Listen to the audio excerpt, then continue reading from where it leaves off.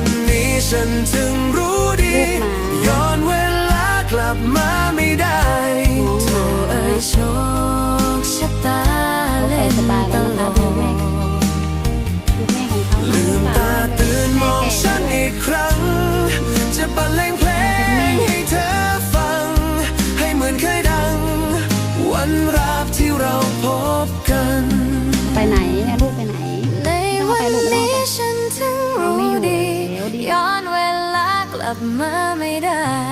โธ่เอ้ยโชคชะตาเล่นตลกลืมตาตื่นมองฉันอีกครั้งจะบรรเลงเพลงให้เธอฟัง